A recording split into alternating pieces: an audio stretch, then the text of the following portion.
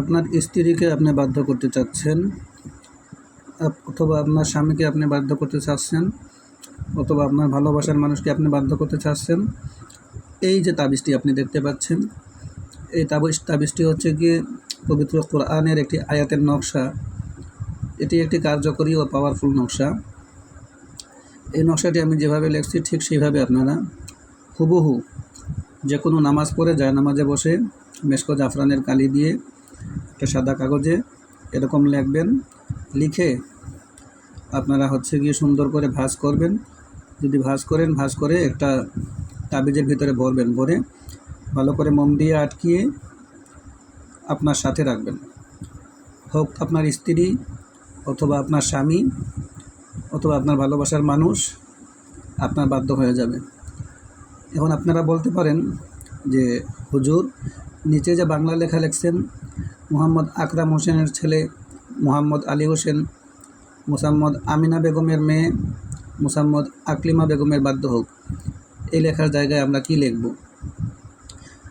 এখন এই প্রশ্নে আমি আপনাদেরকে বলবো, যদি আপনি স্ত্রী হন, আপনার স্বামীকে বাধ্য করতে চান, তাহলে ঠিক যেইভাবে লেখছি সেইভাবে প্রথমে আপনার স্বামীর নাম, তারপরে আপনার শ্বশুরের নাম, প্রথমে আপনার শ্বশুরের নাম, তারপরে আপনার স্বামীর নাম।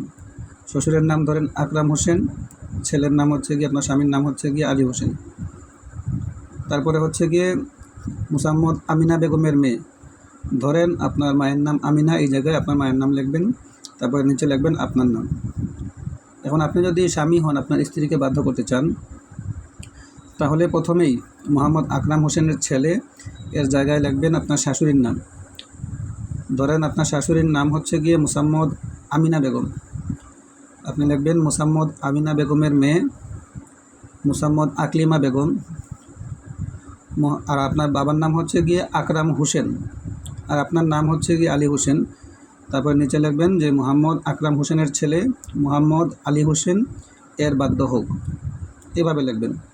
আর আপনি যদি ছেলে মানুষ হন, আপনার ভালোবাসার মানুষ আপনার বাধ্য করবেন, তাহলে আপনি লিখবেন একইভাবে।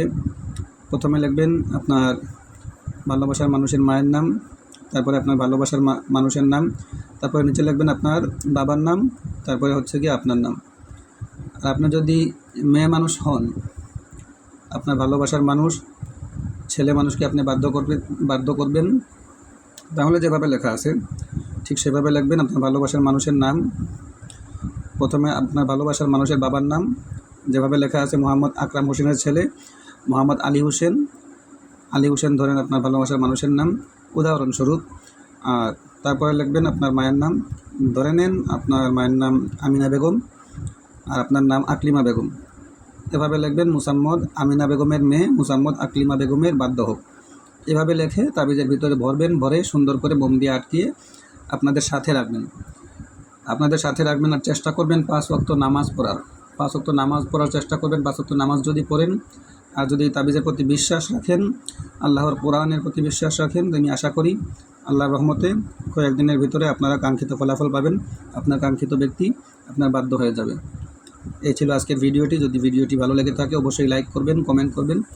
আর যদি আমার চ্যানেলে নতুন হয়ে থাকেন তাহলে অবশ্যই সাবস্ক্রাইব করে পাশে থাকবেন।